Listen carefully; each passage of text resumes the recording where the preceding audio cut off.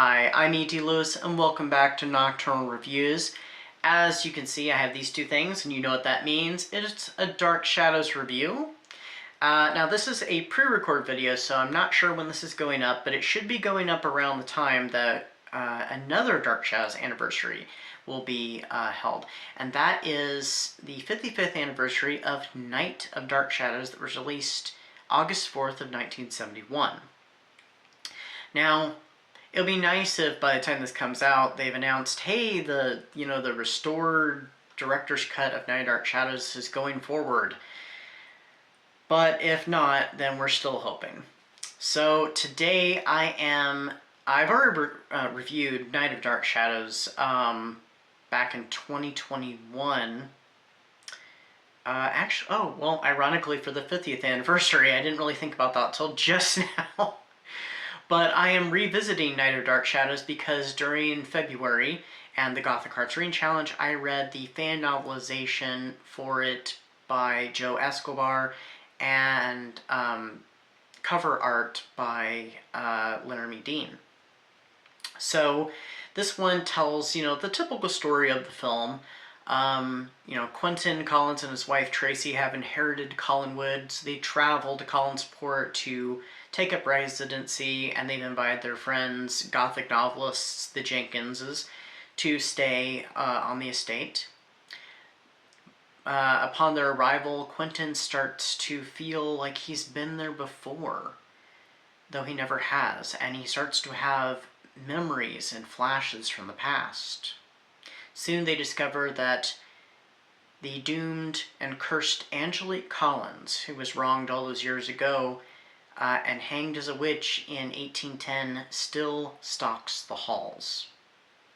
So, pretty much same. It's the same plot, but it does have some additional material. It does have some. As far as I know, it has all of the scenes that were excised from the film restored, including the original introductory scene with the hippie that breaks into Collinwood and has an encounter with Angelique prior to Quentin's arrival at Collinwood. And it includes even that seance scene that we only got a small glimpse of in the film's trailer.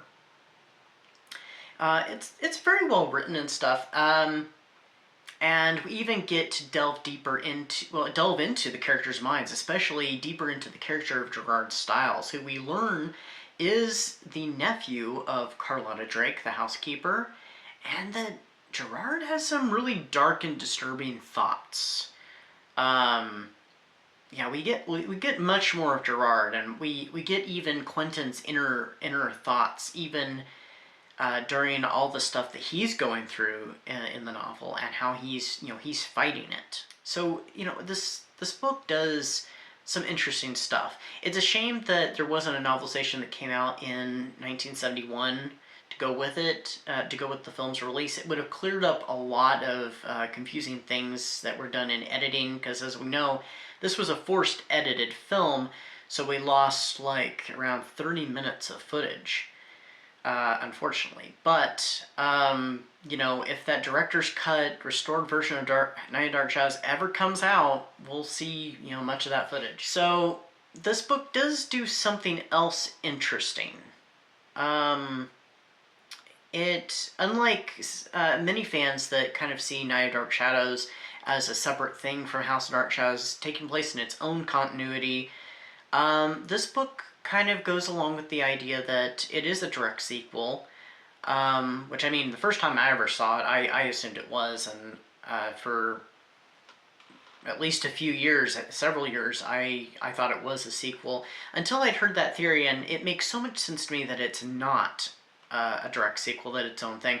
But this novelization carries on as if it is. It does make references to David Collins, and explores possibilities of why Quentin inherited Collinwood after Elizabeth's death, and even that the townspeople don't want to talk about the tragedy that happened in 1970.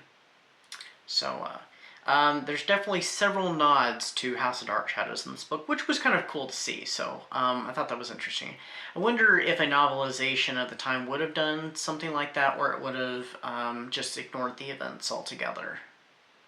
I don't know. I kind of wonder if they had had a novelization in 1971, who would have written it? Would it have been Marilyn Ross, or would it have someone else have done it?